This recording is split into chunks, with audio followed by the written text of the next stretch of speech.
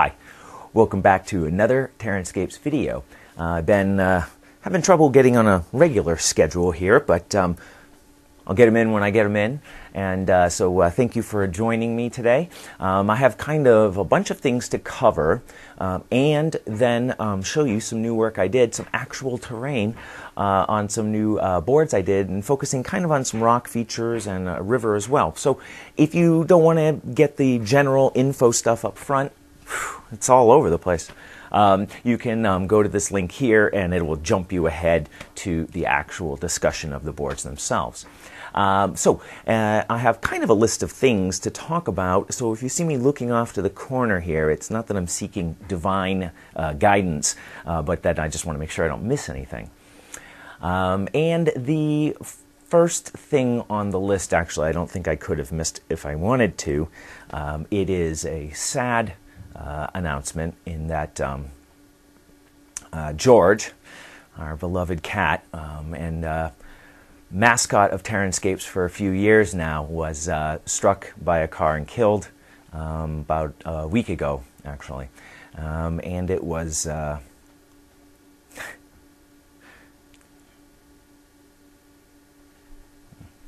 was tough.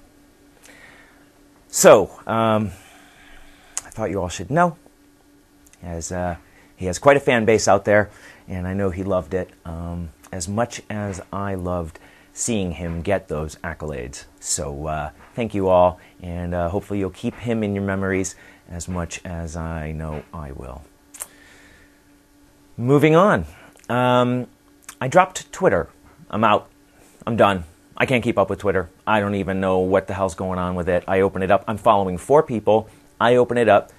A cascade of posts, retweets, pictures, all this stuff. I don't know how anybody follows that. I can't. So I'm not, if I can't do Twitter properly, I don't think I should do it at all, because then people are asking me things and wondering, where the heck is he? Why doesn't he respond? I don't want that to become a situation. So if you ever want to contact me, don't use Twitter. But of course, there's always contact information down below. And the email is mike@terranscapes.com. That's always the best way to get a hold of me. Of course, I always read the comments. It's another great way to just give a little sound bite there if you want to. Also, I recently wrote this month's monthly column on my Patreon page on water effect products. I get a lot of questions. What do I use? What's available? So what I did is I put a list together of every water effects product that I know of. I think I got them all. And tried to give you a very brief understanding of how it might be used. You know, a little bit about how it dries, what kinds of body it has. You know, is it really soft and drippy, or is it got, you know, can it form peaks, that sort of idea. So if you've been curious about water effects and what I use and what's available, really, you might take a look at that, and the link to the Patreon page in the description will take you there, and then you have to scroll down a little bit till you find it. It'll be public viewable, so you'll see it. And there are 2 other monthly columns there. One on how I'm painting the Bragdon rocks, the Bragdon painting style. I gotta stop doing that, but I can't help but be like, it's a Bragdon painting style. I don't know, feels weird. But in any case, you'll see the rocks later in this video that I did, and the article discusses what I learned from writing the article that helped me to improve on this set. So I think you might find it interesting if you're interested in these rocks. Speaking of Patreon, I revised my goals. I realized I'm having a hard time figuring out what's the most important thing to acquire for TerranScapes in terms of gear. I was really leaning towards a new lens. I don't think I need a lens, actually, at least not right now, and they're really expensive, and it would be a big investment. I don't think that's where it's the wisest place for me to put money. Then I've been thinking about lighting and sound, and those seem a little higher on the list, but all of this is really trying to gear up for doing tutorials. I did list that as one of my goals on Patreon, and the funding has hit that level. So next month, I'm gonna work on shooting a couple tutorials and see how that goes. So I want to get my equipment really with that in mind, and that's where I've been thinking over the last, say, week or 2 weeks, and trying to examine it in a little bit more of a, let's step back, drop all of our assumptions. What's really the most important thing to move on? And so I have some ideas on that, which is where I'm going now, which is talking about what I've been learning. So I've been trying to understand some of the issues I've been having with my gear, right? Whether it's color rendering, or my mic's not working right, or I'm having focus issues. So I've done a bunch of research, and I did a lot of, I spent the whole weekend. I was like, I'm taking the camera out, I'm putting it next to the bench, I'm shooting photos. I'm shooting it at different distances and f-stops and, millimeters, focus length and all that stuff. And then after I was done with that, I went on a calculator that tells you depth of field for your lens, depending on how you have it set up, distance, f-stop, that sort of idea, which a viewer sent me a link to. Thank you. That's why I always say, my viewers, you're a resource to me. I need you guys. And it was very enlightening to then put in those numbers and think about what I was seeing on the bench. And then today, getting ready to set it up, I thought I knew what was the best option I had, and I'm looking at it and I was like, that's not a good idea. What are you thinking? So I went back on, did some more calculations, did some more things. I feel like I understand it so much better. I didn't realize what I wanted. How can you get there if you don't know what it is you want? And I realized I want 10 to 12 inches of depth of field. I want 10 to 12 inches at the workbench, clear, focused. That's about all I need. The bench is only 15 inches deep maybe, and most pieces are not that long. So that is my goal, my target. Now, at what millimeter, at what distance, when I frame it, what f-stop do I need to get that depth of field? So that's what I've been working on. If you're not into camera talk, some of this is probably sounding confusing to you. Well, welcome to my world. But if you are into camera stuff, you probably have an inkling of what, is that my word of the choice today? An idea of what it is that I'm talking about. So what I realized is that the limits for my setup is that my camera, I'm using a T5i, Canon T5i, is really limited in its ISO range. That's its light sensitivity, and it really starts to degrade after 800. If I go to 1600, you start picking up a lot of grain, a lot of noise in it. So that's my limit. So that's going to limit how much light I can get into the camera, because when I increase my f-stop, which is really decreasing the aperture, then I'm getting in less light. So that is limiting how much light I can get into the lens, which means if I want to decrease that aperture so that I can get more depth of field, I'm going to have more light. And I have a fair amount of light going on. The new mini LED, which you see set up there, is helping, but I think I need more. So that has moved a little higher on the list of things to get, especially if I'm going to do a stand back tutorial so I can show you like a broad area. I need to throw some light on that, and I don't think what I have is going to get that job done. And these umbrellas are huge, and getting them in close is not fun, but a little flat screen LED panel, right, with barn doors, it's going to have that much of a profile. And it might be about that big, right? So something like that might be the right way to go. I'm still going to think about it and churn it over for the next few weeks and see. But that's, I think, where I'm going, because I'm getting decent enough sound. So what did I do? I played with my microphone. Let's sit down and play with it. I did all those experiments that I how's it sound here? How's it sound here? How's it sound here? How's it sound here upside down? What about this one upside down? What about on low sensitivity, on medium sensitivity? Put them all into Audacity. Look at them. What's going on? Doing this does nothing. Very, very little. And in fact, turning it upside down doesn't do anything. Somebody in the comments, I think, mentioned that, and I was like, it doesn't really help. And it's an omnidirectional lavalier, so I think that's part of why it just picks up 360. And so I think what I have going on, medium sensitivity at this height, is the best I'm going to get, and as long as I don't shout too much, whether it's in anguish or joy, it should be okay, and I'll have to deal with little clipping from now and then, but it's not the end of the world, and I think lighting comes before that in terms of improvements, so that's how I'm leaning at the moment. And I'm going to be shooting videos from now on at the bench, and when I do tutorials, using 2 cameras. I've been wanting to do this for a while, and I've kind of been like, I don't need to, I don't.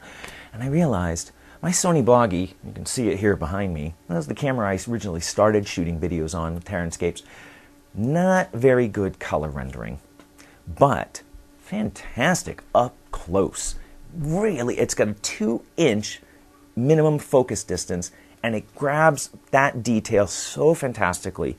So it occurred to me that instead of me trying to move stuff to this camera, focus, I don't know, is it in focus, is it not, hold my hand up, it's not great.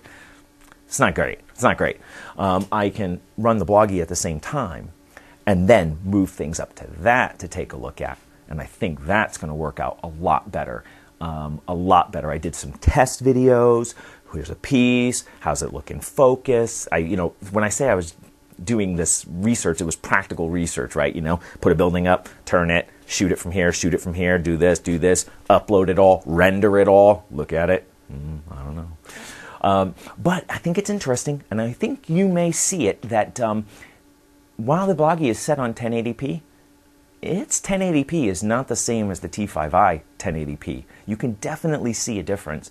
So it made me feel kind of good that I actually did improve my camera. But so glad I kept the Bloggie, because I think it's going to really make a nice companion when I'm shooting things, so that I can get really good quality detail shots, even if the color is a little off, but still be able to get a nice clean macro shot with the T5i, so that everything can be seen. So, macro shot. That's weird. I think of macro as the big, right? The micro, but in photography, macro is the small. I mean the big picture. Whew, let's see. I think I got everything on the list. I feel like I have forgotten something, though, if you can believe that. I remember. Comments. Man, am I behind on comments. I can't even remember the last time I answered any. Oh, the summer. I don't like summers. They're too busy. So I'm going to start getting caught up on them. Just because I haven't answered them yet doesn't mean I'm letting them go. But I'll be chipping away at them over the next 3 to 4 days, because I have a feeling there's a couple hours of work there at least to get caught up on those. So keep your eye out. If you put up a comment, you didn't get a response back from me, it will be coming soon. So with all of that, if you jumped ahead with this link, you are joining me now. And we're going to take a closer look at the recent boards that I completed, tell you a little bit about some of the things I learned, some of the things I still don't like about them that I'd like to fix in the future, and we can go from there. So here you can see the newest rock boards that I've recently done, and basically the minor changes is that I played around with the before I actually talk about the rocks. How's that? I played around with the Super Leaf from Scenic Express. I showed that in a previous sort of mini review, and I thought it might be fun to make a couple flower patches to show you one of its possible uses. And from a broad perspective here, you can see it does add a lot of color splash to it, but to take a closer look at it, you can really get a sense of the kind of texture that it gives. I like it actually quite a bit. I think, perhaps the color, some people could argue, is a little strong, because it definitely gives a harsh contrast to the green, but sometimes our boards can look a little overly green at times, so adding a little color breaks that up. So let's talk about the rocks, as that's really the main feature.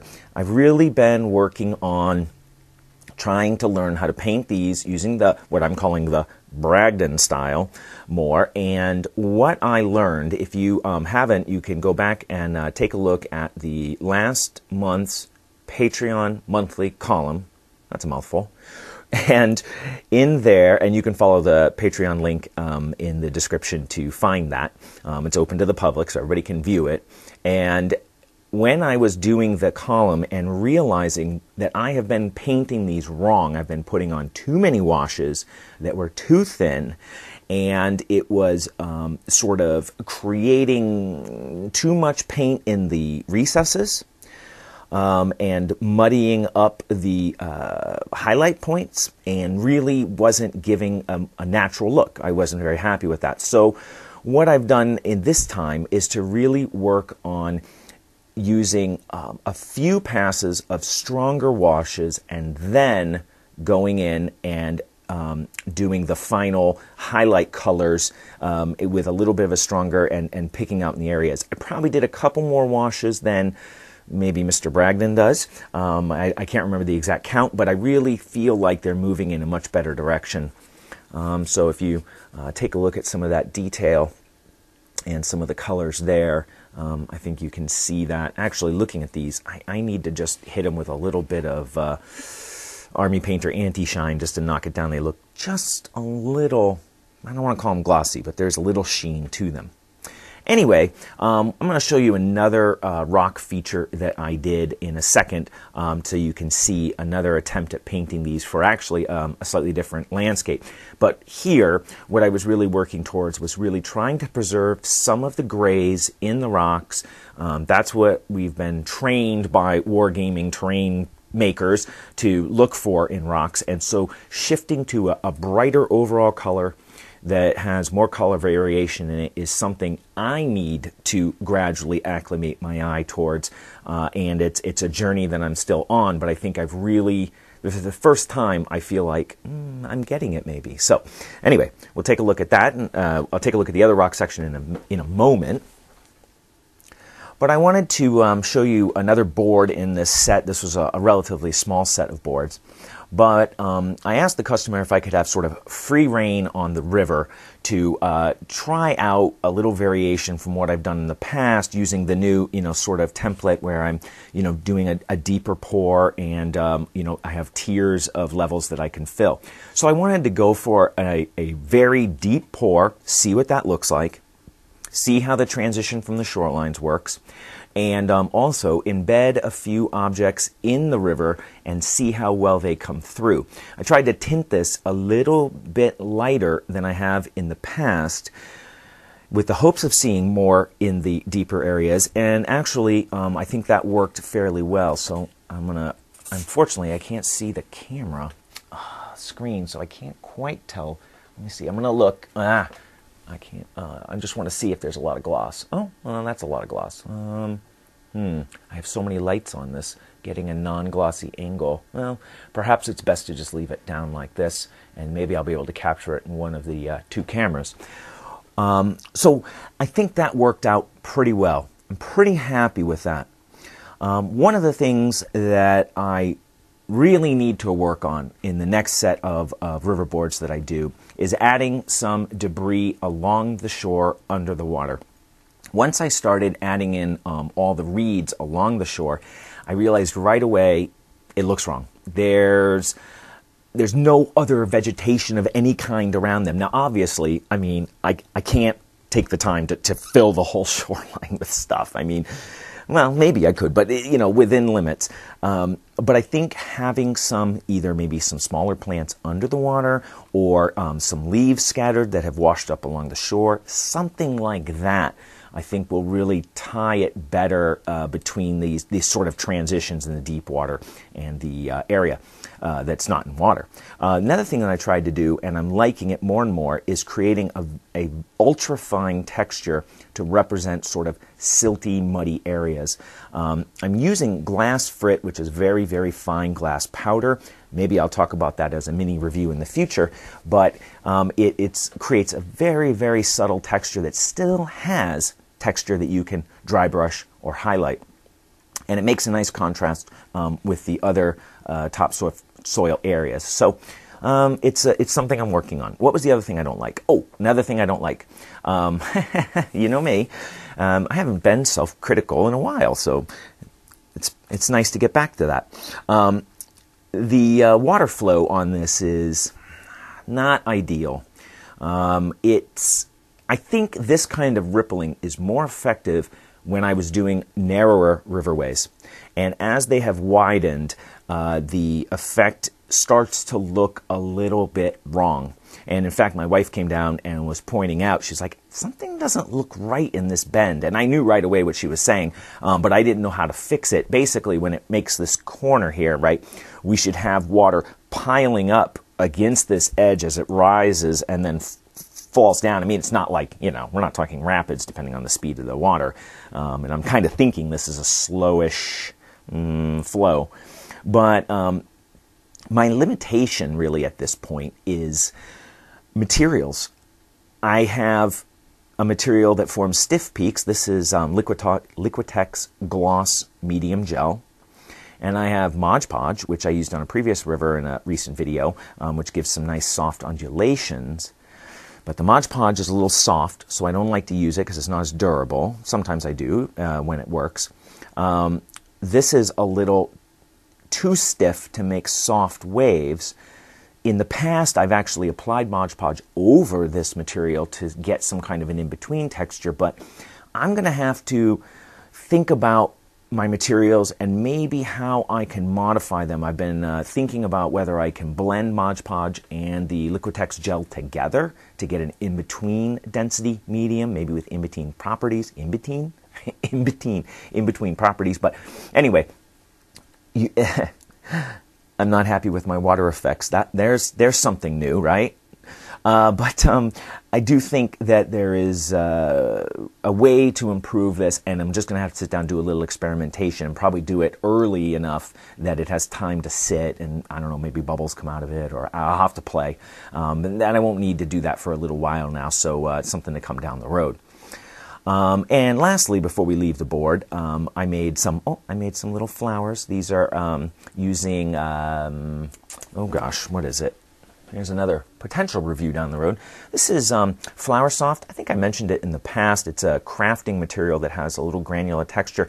It's kind of like the super leaf, to be honest with you, but it's available in different colors, and the colors give you a chance to, add something a little more unique. So I made some purple flowers. Oh, how did I do this? I took some grass tufts that were silphilar tufts, brushed a little glue on the top, sprinkled some on, let it dry. Not really that tricky.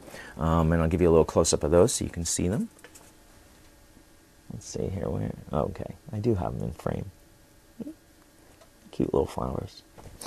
And then what else I did is I really wanted some vegetation overhanging into the river. That really adds, in my opinion, a lot of realism to waterways. And when you travel down a river, unless it's been developed along the shore or clear cut for farming or something like that, vegetation, small trees, bushes, they're always encroaching on the river, overhanging it, that sort of idea. And I wanted to try to capture that, so I used some briar patch from Scenic Express, which is sort of like a plastic bush, comes in like a pack here like this, and then I sprayed them with spray glue. What is it, like 3M's aerosol glue, and then sprinkled it with the green super leaf from Scenic Express. So now you get to see a different color and also see a different way of using it, and it really added, I wanted to use the light green so that it would contrast with the original dark color and give it a little bit of shading, and I think that worked actually a little better now that I look at it than I thought originally. I felt like too much was falling on it, and I was trying just to gently just dust them with glue, and then still a ton would stick to it. But in any case, it gives you another way to think about how you could use it, and also the kind of effect that it gives. And quite frankly, I like it a lot. If I had my druthers, I'd have much more of this, but there's a compromise between time put into them as well as playability. If you want to march troops into the water, having the whole shoreline look like this might not be conducive to that. So we make a compromise and we play around and improve it over time. But anyway, I wanted to give you a look at that river. what I did for a very small desert set, 2 boards and a few buttes. I'll talk about the buttes in a second. But this gave me yet another opportunity to practice what I'm calling the Bragdon style painting of these rock casts. And in this instance, I really wanted to try to get it to match the desert colors. Presumably, that's where this sand has come from. The rocks should reflect that to some degree. And so I really tried to stay away from the grays, bring those down, bring up some of the yellows and the reds, but keep them subtle enough that it doesn't seem out of place for the surrounding landscape. And I think they came out pretty well, actually. I'm really starting to, like I said, feel like I've got a better handle on how to paint these, and it's not as hard as it looks, but it requires some practice, like everything, right? So anyway, let's see if I can give you a little close-up of that texture. There you go. You can kind of see what they look like from a more detailed perspective. Can't say enough about these casts. Love them. Have some projects coming up in the future that I will definitely be getting some more styles of rocks that I'll be using on those. Just love it. And if you are unfamiliar with what I'm talking about these molds, there's a mold video where I talk about the Bragdon molds and where you can get them. And I will put, I gotta look in my little frame here, I will put a link somewhere around here to that video. Lastly, before we leave, I added some buttes. I just want to check to make sure that's in frame. That is not. Let's do this. How's that look? A little bit better. Okay. I wanted to add some buttes. I'm sorry, I was including some buttes in this order as part of the order, and I wanted to paint them in a slightly different way than I have in the past. What I've done in the past is to paint them with their basic color, then wash them, and then dry brush them back up. Problem with that is that the washes tend to collect, in the recesses, right? This is what washes do, and it distorts where the shadows should be. So in this instance, I decided to airbrush in, sorry, looking again at the camera here. Let's do this. That's interesting. That's something to think about, meaning camera angles. I airbrushed the shadows in and then dry brushed and painted over them. I think I had intended, let's say that, to make them a little bit darker at the bases and have that taper, but then here where there's a little bit, darken it here, that sort of idea. And I don't quite have the stronger contrast I was aiming for, but saying that, I think they look so much better than the ones I've done in the past. I think it just adds a much more realistic, gradation of color on them. So really like the way they came out. And, again, it's just another, chance where it's like, oh, I haven't tried this before. Let's see how it looks. And, thinking, okay, it looks better. So making small improvements every time you do a piece. That's why I always say practice, practice, practice. Do small projects so you can do a bunch of them. Because if I had to paint 100 of these all at once, I would not learn as much as if I had to paint 5 of them 20 times. Something to think about. Anyway, so that's a look at the new Desert Chasm and the sort of different style painting for the buttes. So that gives you a look at the boards and a look at, and of course I haven't edited it yet, and a look at how I'm going to try to use the 2 cameras going forward. One thing I did notice though is that when I shifted from the board to the butte, I've changed the perspective of the angle the camera is really got encompassing. So I'm gonna have to think about that. Maybe find a slightly more optimum distance if I'm going to do multiple kinds of pieces shape-wise. There's always something to learn. Before I go, it occurred to me that some people, a lot of people have different opinions about outdoor cats, and George and Sadie are outdoor cats, or were. And I know it's a personal decision, and some people have strong feelings about it. And my Tanya and I, the missus, we've had some really long discussions about it over the years, and it's the direction that we've gone. And so if you really object to that cat-owning philosophy, I would just ask that you spare me the perspective. I'm well aware of it, and it's something each person, I believe, has to decide on for themselves. So stay tuned to the channel. I will be back soon. I have a slew of videos. I won't even mention them because there's so many. Getting great requests for reviews from some of my patrons. I've got other things that I want to cover. I've got a personal terrain project I said I wasn't going to tell you that I'm working on, that I want to share with you. Big project coming up. So stay tuned, because you know I will be back soon with another TerranScapes video.